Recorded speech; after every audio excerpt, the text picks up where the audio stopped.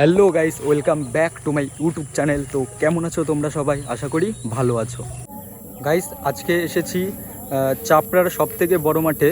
তোমরা যেই ডিসেম্বর জানুয়ারিতে যেই সিজন ফুল দেখো, যেরকম চন্দ্রমল্লিকা হয়ে গেল, জারবেরা, তো সেই ফুলগুলোর চাষ কি এখনও শুরু হয়েছে কি হয়নি সেটা তোমাদের দেখাবো। আর কি কি ফুল এখন রয়েছে চাপড়ার সবথেকে বড় মাঠে, চলো তোমাদের দেখাই।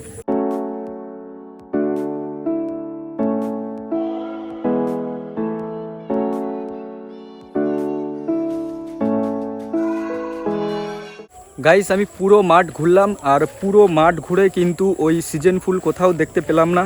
কারণ সিজন ফুল কিন্তু এখনও লাগানোর সময় কিন্তু হয়নি। তো এই পুরো মাঠ ঘুরে কিন্তু আমি দেখতে পেলাম রজনী ফুল, তারপরে হচ্ছে বোতল ব্রাশ, তারপরে হচ্ছে মোরগ ফুল। এই তিনটে জিনিস কিন্তু আমি দেখতে পেলাম।